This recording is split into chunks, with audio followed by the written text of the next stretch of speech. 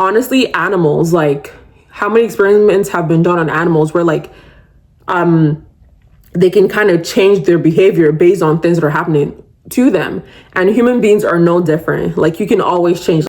Okay, welcome. Oh my God, y'all. Welcome to Get In Girl. Hey girl. Hi. Welcome to another episode of the Get In Girl podcast. What I want to talk about today is something that is very near and dear to my heart. So I really hope you stay tuned for this one. So this episode is for you if you sometimes forget, or if you feel like you've never really felt like that girl, or you sometimes wonder if you're that girl.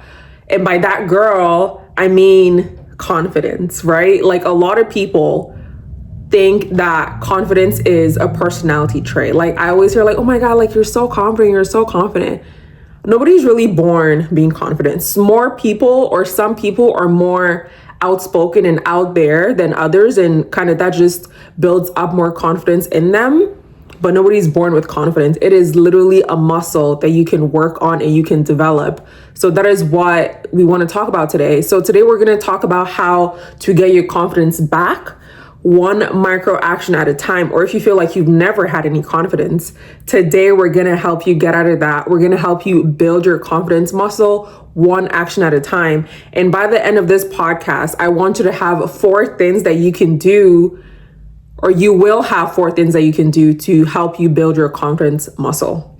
So let's get into it. The first thing I really want to start out by saying is that a lot of self-doubt that people feel really comes from like, one, it really comes from a lot of comparison, which I've already talked about, and feeling like, oh, well, like this person is doing better than me, or I'm trying to work out at the gym and like, other people look better than me, and I feel like I'm making a fool of myself. I'm going to be very straight up honest with you. People don't pay as much attention to you as you think that they do. Everybody's super self-conscious of me, like, oh my God, like everybody's probably like looking at me making a fool of myself. Like people are probably noticing how awkward I look. People are honestly more concerned about themselves than they are about you. I have like, for example, like anytime if I post like a bikini photo or something, I'm looking at the photo and I'm like, oh my God, like I see my stretch marks. I see my tummy looks kind of weird. Like I see X, Y, I see Z. Other people look at the photo and they're like, oh my God, like you look so good. You look so good. And maybe, that might not be an example that you relate to, but I'm just kind of just using that as an example to be like, people don't notice all the micro small details that you feel about yourself. But I am a firm believer also that a lot of like self-doubt and a lot of not really feeling confident in your abilities comes from you not really having that like belief, that like feeling of like, okay, I can literally do anything. That's where it comes from. And I know it sounds kind of counterproductive, but stay with me. I feel like I'm that girl because it's not just a feeling.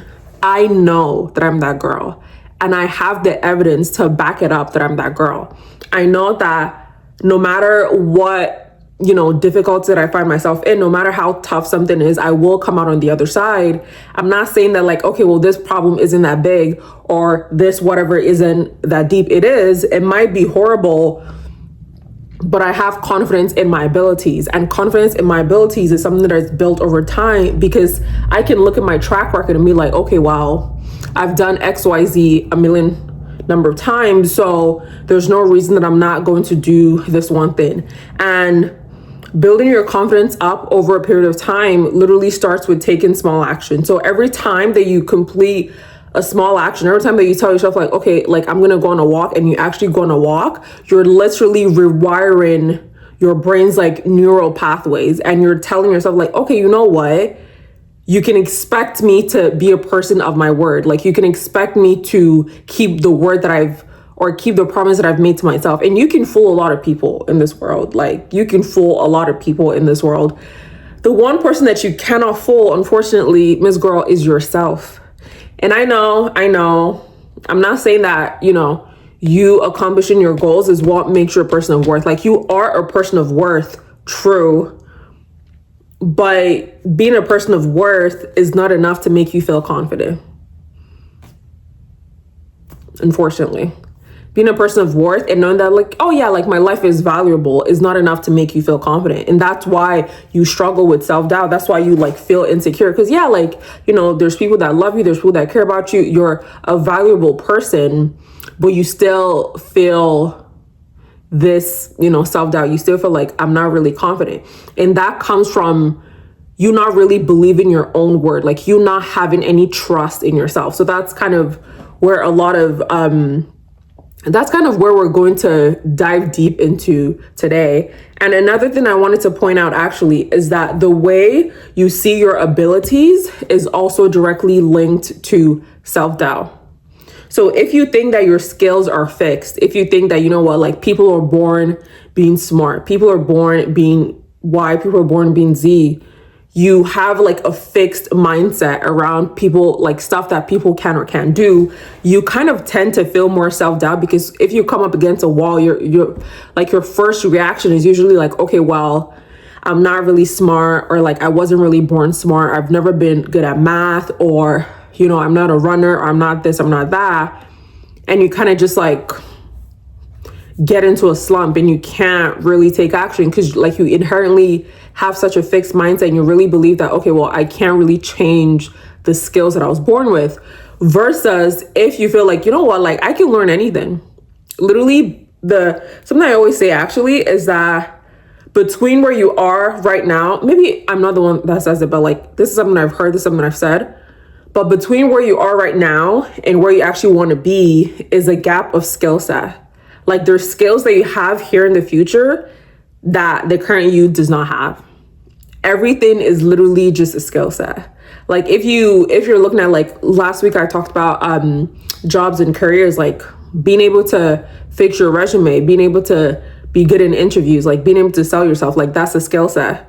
That is something that you can learn. So if you believe that everything is learnable and the set of skills that you're born with aren't the set of skills that you have to, you know, like leave this world with, then you can believe like, okay, you know what, like I can learn anything.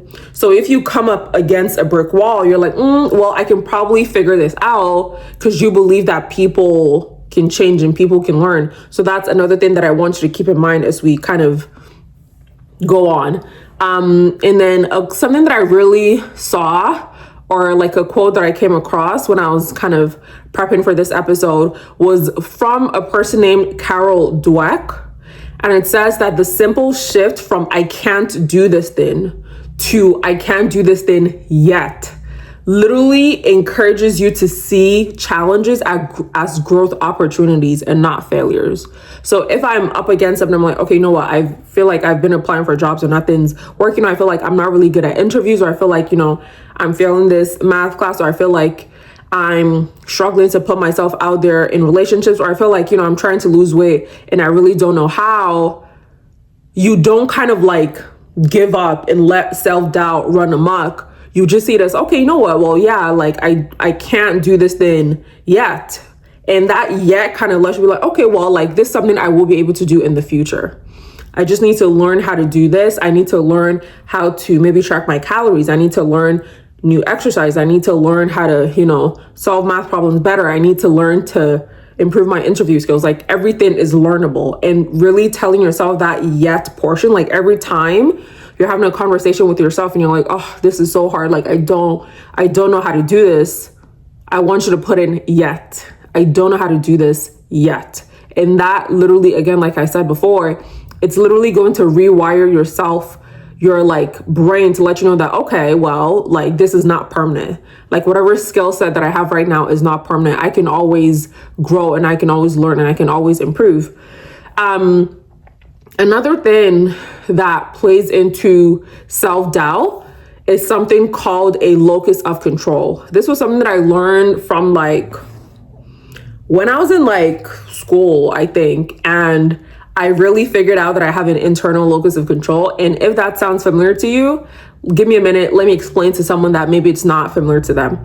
So locus of control is basically how, like what you see. I may be butchering this, like I'm just explaining it how I understand it, but A locus of control is essentially how you see, like who you think has control over your own life, like how you think things happen to you. So people that have an external locus of control, they feel like, oh my God, like people are doing this to me. Like this is like life is happening to me. Like if they get like, let's say a bad grade, like, oh yeah, the teacher gave me a bad score. Or if, something bad's happening, you're like, oh yeah, like this thing is happening to me.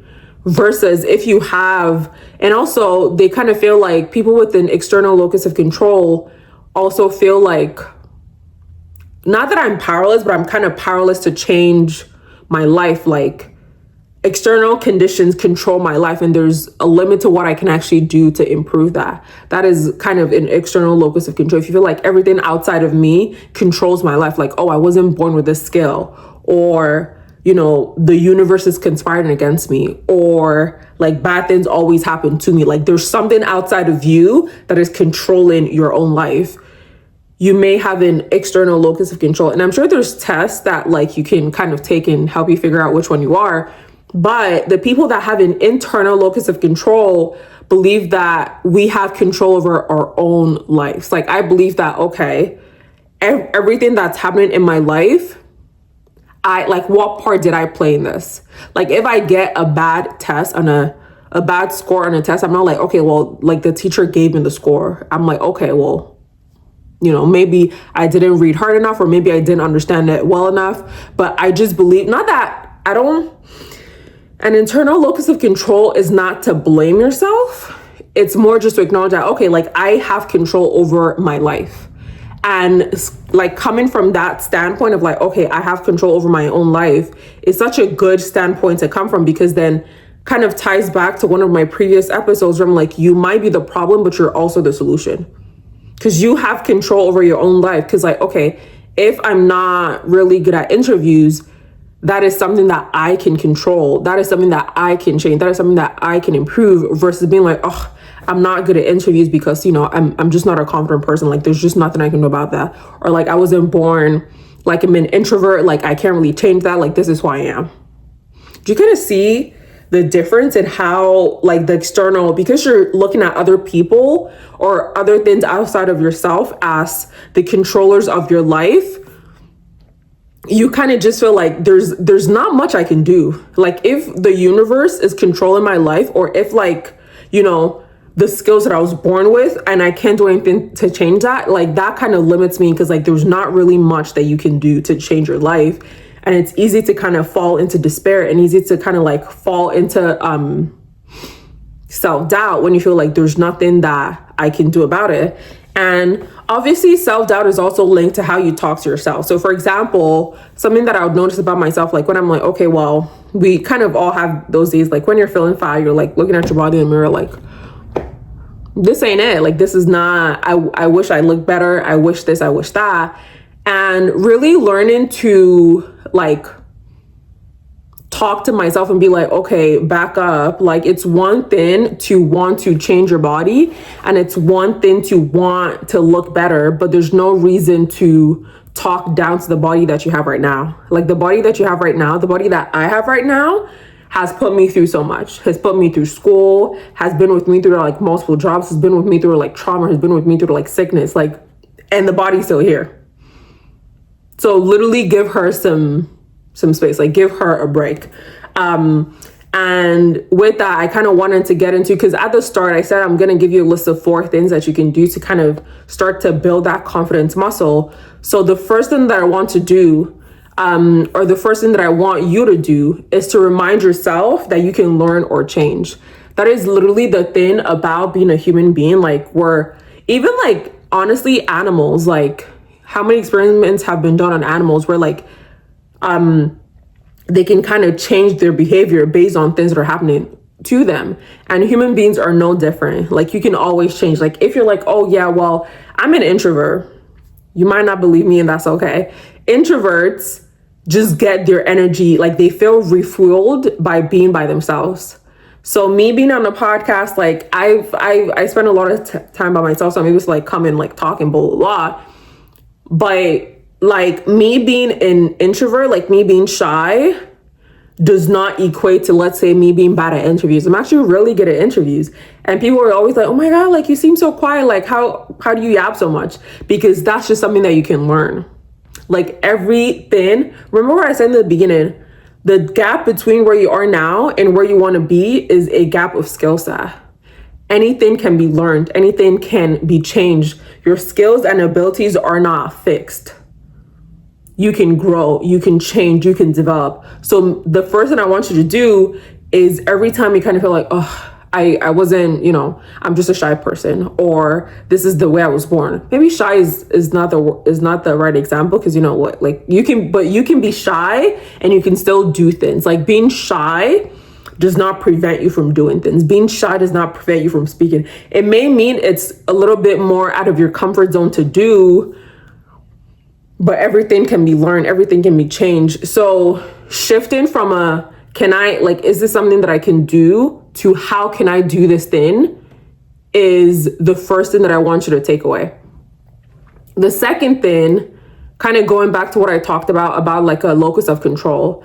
I know I didn't really do a lot of research into, and maybe this is, research I can do, but like into how people develop locuses of control. Well, kind of, it depends on like, your environment growing up and like your influences in your early childhood, whatnot. But again, if we go back to the first point, like even though you were listening to me and like, okay, well, I have an external locus of control, like what do I do to change that? That kind of ties back to the first point.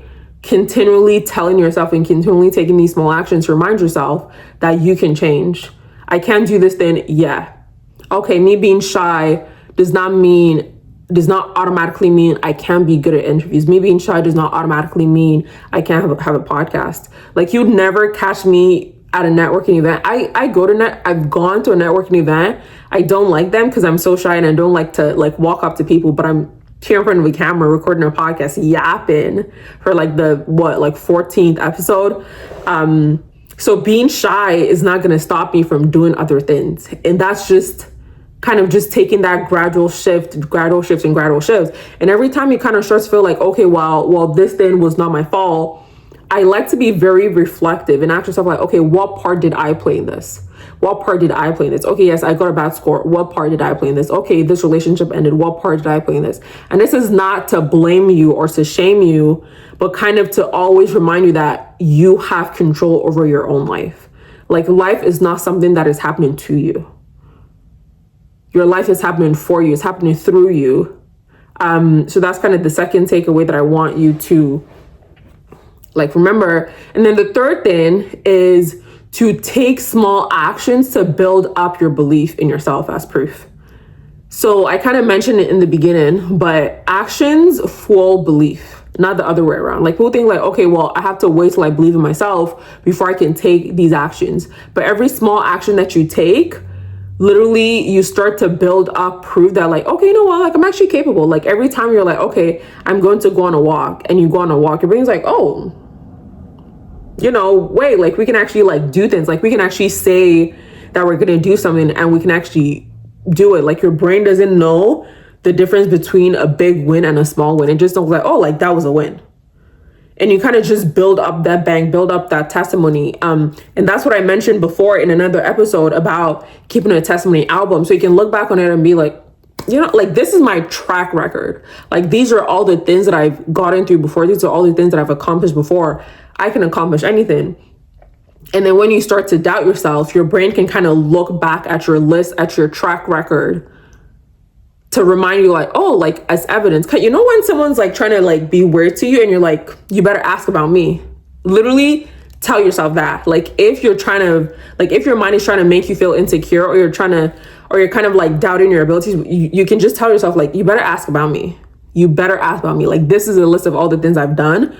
Don't think I cannot do this other thing as well. Because again, kind of like I was saying before, the reason that I know that I'm that girl is not that I think like, okay, no problem is too big. Like there's big problems, but I know that, I'm going to get through it. I have that trust in myself. I know that I'm going to learn what I need to learn.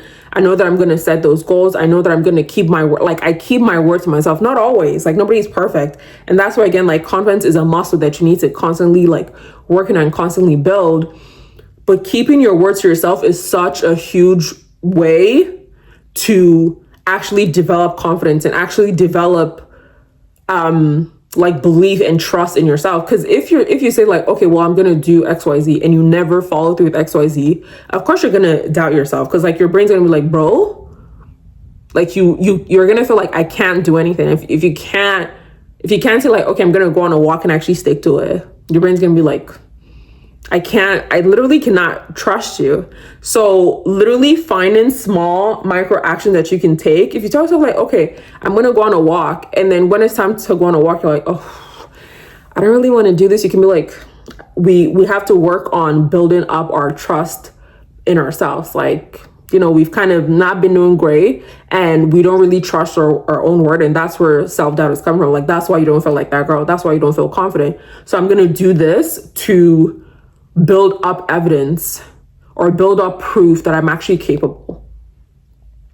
And the fourth thing that I want you to do, and I started talking about it in the third step, is to talk back to yourself, number one. But also the second part is to hype yourself up. Like, if the voice in your head is like, well, you can't really do anything, or like, I don't really know if you're gonna get through this, and be like, hello, do you see everything that I've done? Or like, you don't talk to me like that. Or you know what, I don't have time for you today. I saw somebody say that whenever, you know, the voice in their head, like the critical voice in their head is being like, oh, well, you're not really that good at that. You're not really that good at that. You're not really that good at that. They're like, bro, you need to be a little bit more creative, because you've been harping on the same thing over and over again. Like, don't you have anything else to be critical about? Or you're like, ooh, you're kind of starting to repeat yourself. Like, do you want to like lay down? Like, you may need a little bit of a break. Whatever it is that actually makes you pause and be like, okay, you know what? You're right. Fair play. But get into the habit of talking back to yourself. Be like, that is not true. I'm like, okay, well, you know what? I have not been doing a good job of keeping my words to myself, but I'm going to change. And again, when you talking back to yourself is not enough to just talk back to yourself. You actually have to put in the work and be like, okay, well, I am actually going to change, and then actually take the action. Like, it could be something small. Like, you see how I've not even mentioned like, oh, go climb a mountain, or oh, go propose to someone. Like, it doesn't have to be something massive. It can literally just be like small things. It's like, okay, wait, like you never really lay your bed when you wake up, and just like starting your day out by laying your bed, you're like, oh, pat on your shoulder. Good job, girl. Like, you're doing something that you don't usually do. You're like, oh my God, thank you. Small steps, because again, your brain does not really know the difference. It just feels like, oh, like it just knows that feels like a win. That's it. And then with talking back to yourself, also literally being your biggest hype man. Literally being your biggest hype man. Like, oh my God, I look so good. Like, every time you walk past the mirror, just be like, yes, girl. Or anytime you do something that makes you feel good, like you laid your bed, like overhype yourself. Like, even if it's something small, because again, your brain doesn't know the difference. Even if it's something where you're like, oh my God, bro, like I haven't laid my bed in days, but I did it today. Good job, girl. Yes. And your brain just feels like, ooh, like even me just saying this on the camera, I'm like, ooh, I did lay my bed. Thank you, girl. You're literally, it might sound like hula baloo, but you're literally building up your confidence and your trust in yourself. Because again, confidence is not a personality trait. It is a muscle that you need to constantly develop, and building up and doing all these small actions that reiterate your trust in yourself. That's kind of where we start from. And I want to remind you, like, confidence is not instant. Like, you may be like, okay, well, I did that for like a day, or I did that for a week, and like, you know, I don't feel like extremely confident. It's not like, again, think about it like a muscle. It's not the first day that you go to the gym, or the first week that you go to the gym, that your muscles are going to go from being tiny to being huge, right? Like, you got to keep working at it. You got to feed it the right food, and feeding it the right food. That's where like things like affirmations come in. You know, talking to yourself in the mirror, like hyping yourself up. I say my affirmations in the mirror, and I'm so dramatic with it, because who gonna check me, boo? But anyway, so this is your Get In Girl challenge for this week. Okay, I'm going to tell you what the challenge is for this week. I want you to do one micro action every day that proves to you that you're capable. I've been going on walks. I don't know if I said this, but I've been going on walks every single day. And even like when I don't want to go on a walk, even my partner's like, bro, like don't Like, don't break that chain. Just go on the walk. And I want you to screenshot this episode, tag me at Bitonoma on Instagram or TikTok, and tell me what your one micro action that you're taking is. I'm going to share some of my examples as well. I will see you same place, same time on the Getting Girl podcast. Remember, confidence is not a personality trait. It is a muscle that can be built and that can be developed.